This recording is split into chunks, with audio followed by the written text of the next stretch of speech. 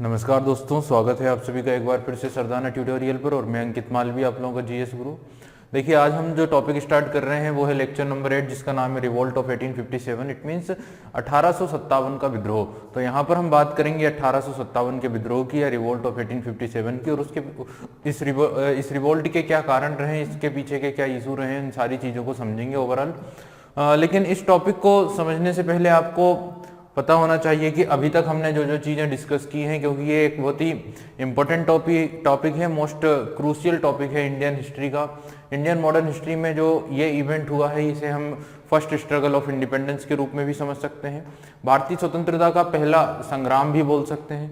ठीक है, तो ये जो टॉपिक है ना, काफ़ी इंपॉर्टेंट है। और इसके पीछे जो जो इवेंट्स हुए हैं, जो जो घटनाएं अभी तक हुई हैं 1857 के पहले, जो कुछ भी ब्रिटिशर्स ने इंडिया में किया है, उसको समझना काफ़ी ज़रूरी है। और उसको समझने के लिए इसके पहले के जो मैंने 7 टॉपिक्स आप लोगों को पढ़ाए हैं, उनको जानना काफ़ी ज़रूरी है।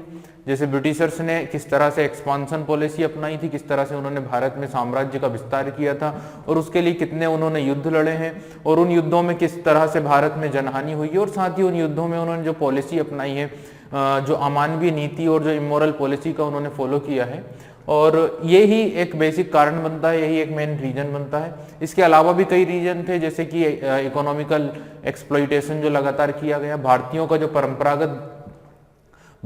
जो परंपरागत व्यवसाय थे उसे पूरी तरह से नष्ट कर दिया गया।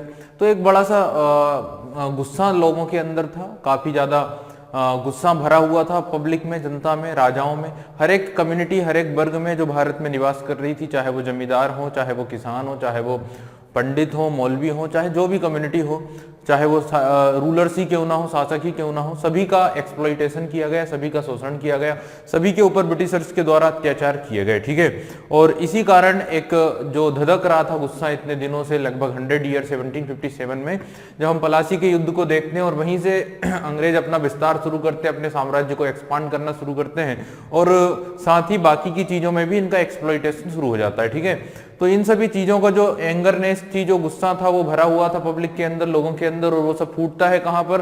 ड्यूरिंग द रिवोल्ट ऑफ 1857, 1857 के विद्रोह में। तो हम यहाँ पे इसी टॉपिक के ऊपर डिस्कस करने जा रहे हैं, इसी टॉपिक के ऊपर बात करेंगे। In this topic I am going to tell you very very important fact that this is very crucial topic, but most of you don't remember much of details about it. तो इस topic के बारे में मैं important fact के ऊपर बात करेंगे, लेकिन कुछ मोस्ट इंपॉर्टेंट डिटेल्स हैं जिनको जानना काफी जरूरी है, जिनके बारे में हम अभी तक नहीं जानते हैं। आप लोगों ने जनरली सुना होगा, या आप लोग सभी जानते होंगे कि इस रिवोल्ट का बेसिकली जो रीजन है वो क्या है। तो you know there was a greased cartridges which as cow and pig fat little threatened. तो यहाँ पे इतनी इंफॉर्मेशन हमें है कि इस रिवोल्ट के पीछे का जो बेसिक कारण था वो क्या था। वो ये था कि कुछ इस प्रकार के कारतूस उस समय पर यूज किए जा रहे थे, कुछ इस प्रकार की एक एनफील्ड राइफल करके उस समय पर ब्रिटिशर्स ने लेकर आए थे, ईस्ट इंडिया कंपनी लेकर आई थी। एक इस तरह की बंदूक हुआ करती थी जिसमें कारतूस को पहले मुंह से फाड़ना पड़ता था, काटना पड़ता था, और फिर वो जो कारतूस होता था वो एक कवर के अंदर होता था, और उस कवर को मुंह से फाड़कर कारतूस को अंदर डालना पड़ता था, किसके? आपके राइफल के। ठीक है, तो ये खबर फैल गई थी, ये इंफॉर्मेशन फैल गई थी कि ये जो कवर है ये गाय और सुअर की चर्बी का बना हुआ है, काउ एंड पिग फैट। ठीक है, तो ये इंफॉर्मेशन फैली। तो ये एक घटना होती है, ये एक इवेंट होता है जिसके कारण ये रिवोल्ट हुआ था। ये हम एक तत्कालिक कारण के रूप में कंसिडर कर सकते हैं। लेकिन इस रिवोल्ट का बेसिक कारण क्या थे, इस रिवोल्ट के मेजर रीजन क्या थे, जिसके कारण पूरी की पूरी जो कम्युनिटी है इंडिया में वो सभी इस रिवोल्ट में शामिल होने के लिए आए। तो उसके पीछे के लिए हमें उन सबको जानने के लिए हमें बैकग्राउंड में जाना होगा, और बैकग्राउंड में जाकर इस चीज को स्टडी करना होगा। ठीक है, चलिए, तो यहाँ पर हम सबसे पहले इस बात को समझें कि देखिए, सबसे पहले हम ये बात कर लेते हैं कि हमें इस टॉपिक को किस तरह से डिस्कस करना है, क्योंकि ये एक बहुत ही बड़ा और एक बहुत ही इंपॉर्टेंट टॉपिक है। तो हम सिस्टमेटिकली तरीके से हम इसको बात करेंगे। सबसे पहले हम बात करेंगे इस रिवोल्ट के बैकग्राउंड के बारे में।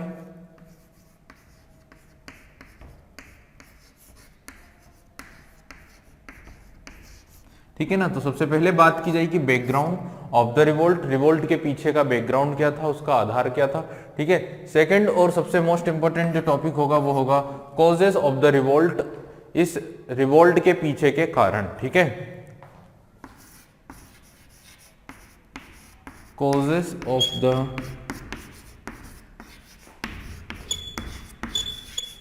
revolt। तीसरा टॉपिक जो हमारा होगा वो होगा इमीडिएट कॉज, जो तत्कालिक कारण था, जो मैंने भी आप लोगों को बताया।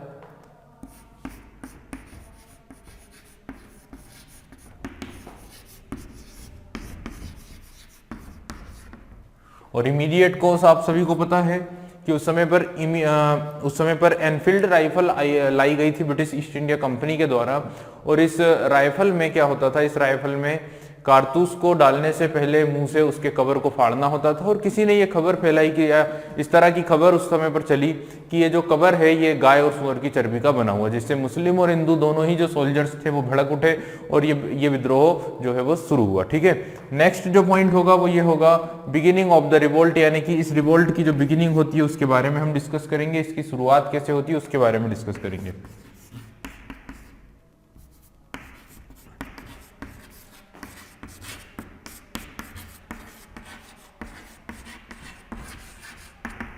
ठीक है, beginning of the revolt. Next जो टॉपिक होगा वो होगा spread, extension and suppression of the revolt.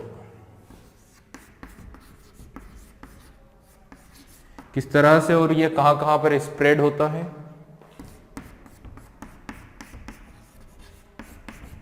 कहां पर इसका एक्सटेंशन यानी कहां तक इसका विस्तार होता है, और किस तरह से इसे कंट्रोल किया जाता है, किस तरह से इसका सप्रेशन किया जाता है, सप्रेशन ऑफ द रिवोल्ट।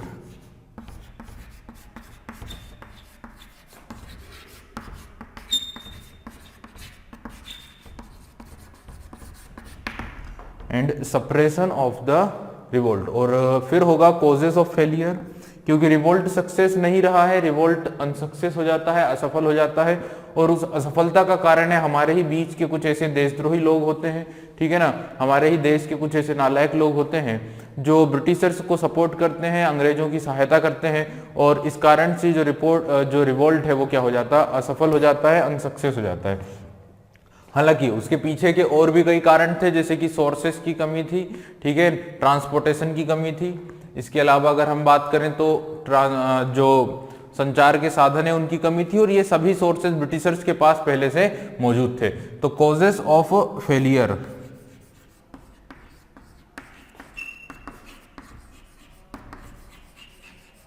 ठीक है, इस विद्रोह के फेल होने के पीछे के कारण, इस विद्रोह के असफल होने के कारण, फिर इस विद्रोह के इंपैक्ट क्या हुए,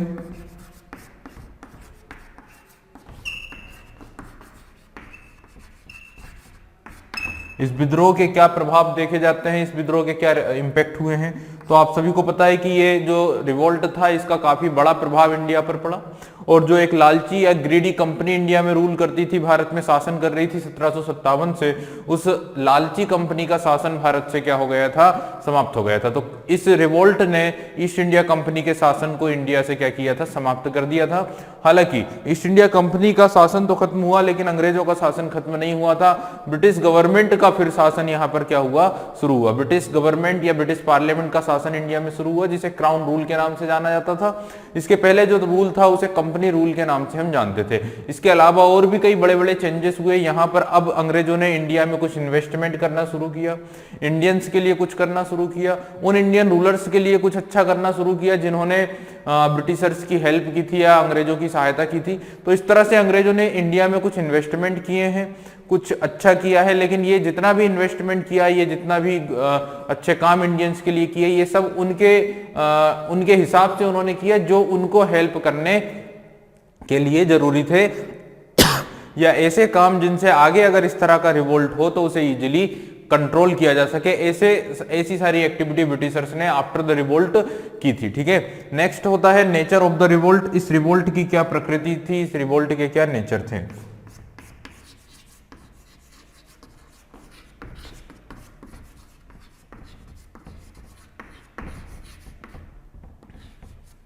तो यहाँ पे हमें इतनी चीजें हैं जिनके बारे में डिस्कशन करना है। सबसे पहले बैकग्राउंड या आधार, कॉजेज ऑफ द रिवोल्ट। सबसे इंपॉर्टेंट जो टॉपिक होगा आप लोगों का वो होगा कॉजेज ऑफ द रिवोल्ट। इस विद्रोह के कुछ इंपॉर्टेंट कारण हमें समझना है, और इसमें कई कारण हैं जो हमें यहाँ पे डिस्कस करना होगा। फिर इमीडिएट कोज, तो मैं अभी बता चुका हूँ आप लोगों को इमीडिएट कोज या तत्कालिक कारण क्या था, कंटेम्प्रेरी रीजन क्या था। बिगिनिंग ऑफ द रिवोल्ट, ये रिवोल्ट किस तरह से शुरू होती है, इसकी शुरुआत किस तरह से होती है ये समझना है। फिर इसका स्प्रेड, एक्सटेंशन और सप्रेशन किस तरह से होता है, कॉजेस ऑफ फेलियर क्या होते हैं, इंपैक्ट ऑफ द रिवोल्ट क्या हुआ, नेचर ऑफ द रिवोल्ट क्या है, इन सारी चीजों को हमें एक एक करके डिस्कशन करना है। इतने सारे पॉइंट्स हैं, इतने सारे टॉपिक्स हैं जो हमें यहाँ पे डिस्कस करना होगा, ठीक है। तो देखिएगा एक एक करके हम चीजों को डिस्कस करेंगे, एक एक करके हम यहाँ पे इस पूरे मुद्दे को यहाँ पर पढ़ेंगे, ठीक है। तो यहाँ पे हम सबसे पहले कुछ और मुद्दों को समझे, जैसे इंडिया में जो ब्रिटिश रूल है, जो अंग्रेजों का जो शासन है अभी तक 1857 के पहले अगर बात की जाए तो ब्रिटिश का मतलब यहाँ पे होगा, ब्रिटिश का मतलब यहाँ पे होगा सिर्फ और सिर्फ EIC, ठीक है। ब्रिटिश हेयर मीन्स BEIC, भारत में ब्रिटिश का मतलब होता है BEIC, ठीक है। There is no direct British rule till that point of time in India. तो अभी तक भारत में डायरेक्ट ब्रिटिश रूल नहीं था। ब्रिटिश रूल का या ब्रिटिश का मतलब है ब्रिटिश ईस्ट इंडिया कंपनी, ठीक है। भारत में ब्रिटिश का मतलब था ब्रिटिश ईस्ट इंडिया कंपनी। तो यहां तक अभी तक कोई भी डायरेक्ट इंडिया में ब्रिटिश रूल नहीं था, ठीक है। और ये जो टर्म आप लोग सुनते हैं रिवोल्ट ऑफ 1857, इंडियन हिस्टोरियंस इसे रिवोल्ट बोलते हैं या रिवेलियन बोलते हैं, जबकि ब्रिटिश हिस्टोरियन या इंग्लैंड के जो इतिहासकार हैं, ब्रिटेन के जो इतिहासकार हैं, इसके लिए जो टर्म यूज करते हैं वो होता है म्यूटिनी स्पोय। क्या होता है? म्यूटिनी स्पोय।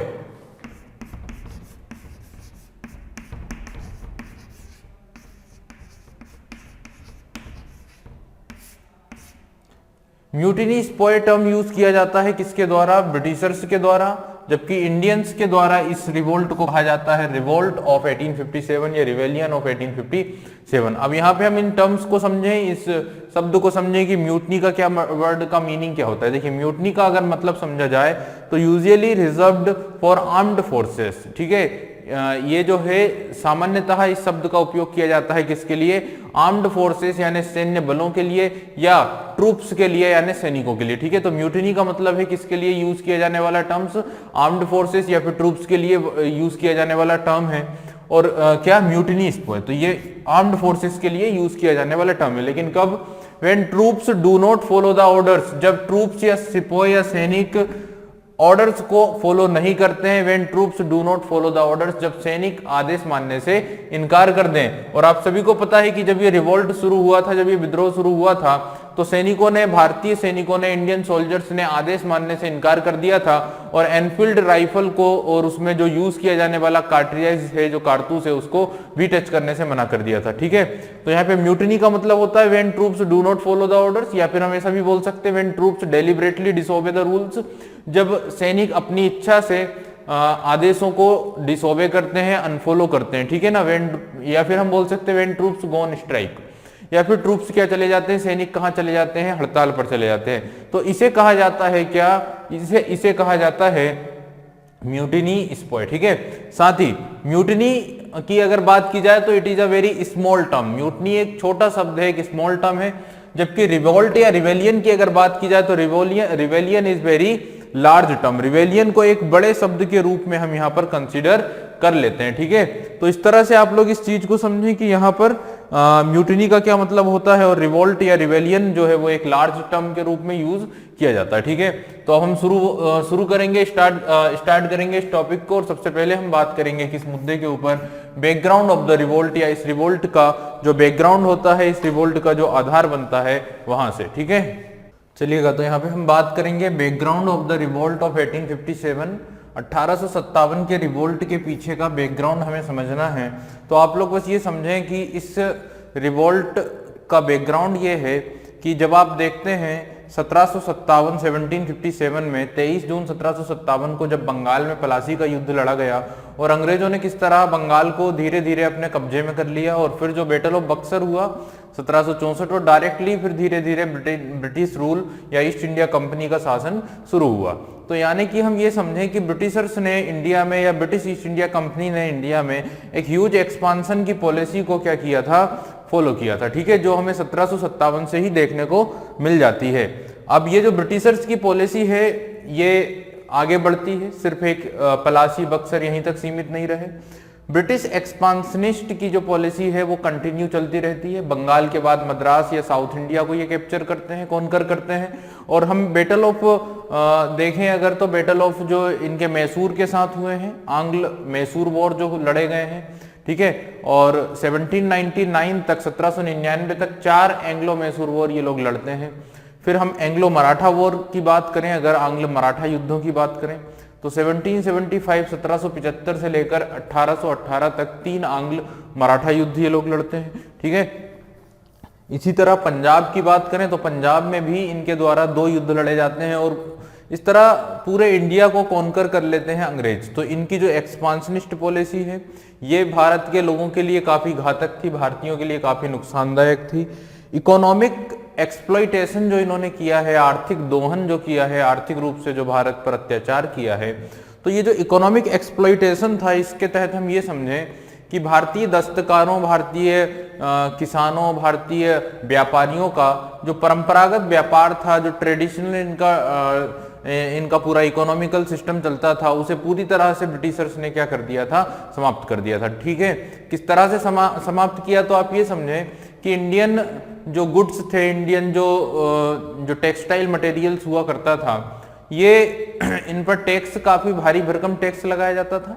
और चूंकि इंडियन जो दास्तकार हैं, इंडियन जो शिल्पकार हैं, जो आर्टिसियंस हैं, ये अपना जो काम था ये अपने हाथों से करते थे, ये हैंडलूम्स की तरह कार्य करते थे, ठीक है।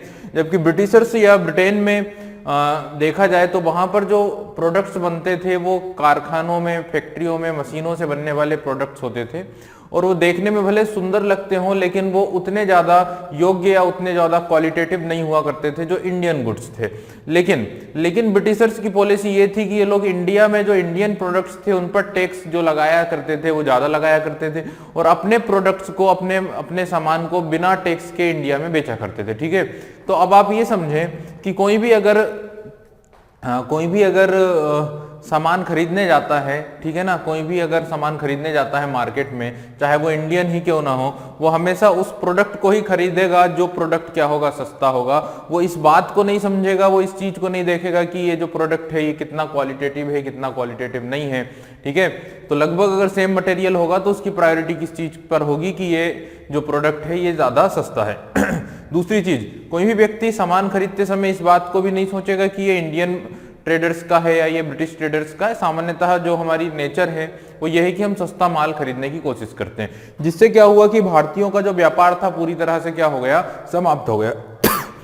अगर खेती की बात करें, किसानी की बात करें, तो फार्मर्स पर या किसानों पर इतनी ज्यादा टैक्स लगाया जाता था कि उन लोगों को खेती में भी कुछ भी प्राप्त नहीं होता था, ठीक है। और जमींदारों के द्वारा लगातार किसानों को विवश किया जाता था, उन पे अत्याचार किए जाते थे और उनसे ज्यादा से ज्यादा लगान वसूल कर लिया जाता था। इसके लिए हमने एक टॉपिक पढ़ा है जिसमें हमने ब्रिटिशर्स की लैंड रेवेन्यू पॉलिसीज को डिस्कस किया है और जिसमें हमने Mahalwari system, permanent settlement system और जो रैयतवाड़ी सिस्टम था उसको डिस्कस किया। और उन तीनों सिस्टम में हमने ये देखा कि ओवरऑल अगर रेट की बात की जाए, एक एवरेज रेट की बात की जाए जो टैक्स लगाया जाता था जमीन पर, तो वो लगभग 50% से अबव ही था, 50% से ज्यादा ही था, ठीक है। तो अब बताइए कि किसान भी खेती करने योग्य नहीं बचा था, उसके ऊपर भी लगातार अत्याचार किए जा रहे थे, ठीक है। दूसरी ओर अगर हम बात करें जमींदारों की, तो जमींदार में भी कई ऐसे जमींदार थे जिनको इस बात का डर होता था कि अगर इन्होंने राजस्व नहीं दिया तो उनकी जो जमीनें हैं, उनका जिस जमीन पर अधिकार है, ठीक है, वो उनके हाथों से छिन जाएगा। तो जमींदार भी इनसे ज्यादा खुश नहीं थे। कुछ जमींदार हालांकि कुछ जमींदार ऐसे थे जो खुश नहीं थे, बाकी ज्यादातर जमींदार ब्रिटिशर्स के सपोर्टर ही रहे हैं। इस तरह से देखा जाए तो कई किसानों को अपनी खेती किसानी छोड़नी पड़ी और उन्हें ब्रिटिश चाकरी पर निर्भर रहना पड़ा, ब्रिटिशर्स की नौकरी करना पड़ी, या तो वो उनके सिपाही बन गए, सैनिक बन गए, या उनके कुछ भी छोटे मोटे कार्यों में लग गए, ठीक है, जिससे कि उनका घर चल सके। इस तरह से अगर देखा जाए तो इनके द्वारा कई सारे तरीके से क्या हुआ है, भारत के लोगों के साथ अत्याचार हुआ है और ये लंबे समय तक चला है, ठीक है।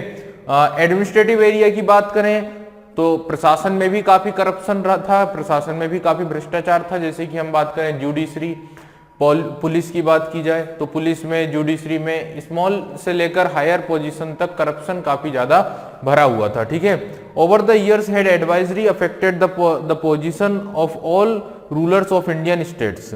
तो अब भारतीय जो रूलर्स थे, भारतीय जो शासक थे, उनके साथ भी एक बहुत ही एडवर्ड कंडीशंस यहाँ पर जनरेट की गई थी ब्रिटिशर्स के द्वारा। जैसे यहाँ पे दो चीजें हैं, दो नाम सबसे ज्यादा फेमस हैं, एक है लॉर्ड बेलेजली का या आर्थर बेलेजली का, और एक नाम जो है वो है लॉर्ड डलहौजी का। आर्थर बेलेजली की अगर बात की जाए तो ये लगभग 1798 में इंडिया आया था वो गवर्नर जनरल बनकर, और 1804 या 5 तक वो इंडिया में रहता है। बेलेजली की जो पॉलिसी थी वो थी सहायक संधि, ठीक है ना, ट्रीटी ऑफ सब्सिडरी अलायंस, जिसके माध्यम से उसने इंडियन रूलर्स की जो इंडिपेंडेंशिप थी, इंडियन रूलर्स के जो राइट्स थे वो धीरे धीरे खत्म हो जाते थे, ठीक है। और फिर वहीं दूसरा जो डलहौजी आता है, और डलहौजी अपनी लैप्स की नीति या फिर हड़प नीति लाता है, जिसमें उन इंडियन रूलर्स के राज्यों को ब्रिटिश राज्य में शामिल कर लिया जाएगा जिनका कोई अपना सगा उत्तराधिकारी नहीं होता। इस तरह से भारतीय शासकों के साथ भी लगातार अत्याचार किए जाते थे, कई प्रकार के उनके साथ एक्सप्लॉइटेशन होते थे, कई प्रकार के उनके ऊपर अत्याचार होते थे, और लगातार ये कोशिश की जाती थी कि उनके राज्य को किसी भी तरह से ब्रिटिश शासन में शामिल कर लिया जाए, उनके ऊपर तरह तरह से टैक्स लगाया जाए, ठीक है, उनको हर मामलों में स्वतंत्र नहीं रहने दिया जाए, उनके हर मामलों में इंटरफेयर किया जाए। तो पॉलिटिकल मामलों में इंटरफेयर होता है, इकोनॉमिकल मामलों में इंटरफेयर होता है, एडमिनिस्ट्रेटिव मामलों में इंटरफेयर होता है। एक ब्रिटिश रेजिडेंट को अपॉइंट किया जाता था इंडियन रूलर्स के स्टेट में, भारतीय शासक के राज्य में, जो लगातार हर मामलों की देखरेख करता था, जो लगातार हर मामलों में इंटरफेयर करता था इंडियन रूलर्स के लिए। तो यहाँ पे इंडियन रूलर्स भी खुश नहीं थे। अगर हम सिपॉयस या ट्रूप्स की बात करें तो ब्रिटिश आर्मी में, ब्रिटिश सेना में या ईस्ट इंडिया कंपनी की सेना में जो इंडियन सोल्जर्स थे, अगर उनकी बात की जाए तो उनके साथ भी काफी भेदभाव किया जाता था, ठीक है। इंडियन सोल्जर जो कई वर्षों से सेना की नौकरी करता था, उसकी पोस्ट में बिल्कुल भी इंक्रीमेंट नहीं होता है, उसके पद में बिल्कुल भी बढ़ोतरी नहीं होती है, और उसे एक सामान्य से वेतन पर रखा जाता था। जबकि वहीं ब्रिटिश सोल्जर की बात करें तो लगातार उसकी जो पोस्ट है वो बढ़ती जाती थी, उसकी सैलरी लगातार बढ़ती जाती थी। वहीं इंडियन सोल्जर अपने पद पर अपने न्यूनतम वेतन पर ही अपॉइंट किया जाता था, ठीक है। साथ ही उस समय भारतीय सैनिकों की अगर बात की जाए तो उन्हें दूसरी जगहों पर या समुद्र को क्रॉस करके दूसरे देशों में भी लड़ने के लिए भेजा जा रहा था, जिससे भारतीय जो सैनिक थे वो इस बात से काफी नाखुश थे। और उस समय पर ये परंपरा या ये विचार चला करता था, ये आइडियोलॉजी चला करती थी कि यदि समुद्र को पार किया जाएगा तो हमारा धर्म भ्रष्ट हो जाएगा, हमारा धर्म समाप्त हो जाएगा, ठीक है। तो इंडियन सोल्जर्स भी नाराज थे, जमींदार भी नाराज थे। यहां तक कि अगर बात की जाए तो जो व्यापारी, ट्रेडर्स, इसके अलावा आर्टिसियंस, ठीक है, ये किसान और साथ ही मौलवी और पंडित, ये जो धार्मिक कार्यों से संबंधित जो लोग थे, ये सब लोग भी ब्रिटिशर्स की पॉलिसी से नाखुश थे, ठीक है।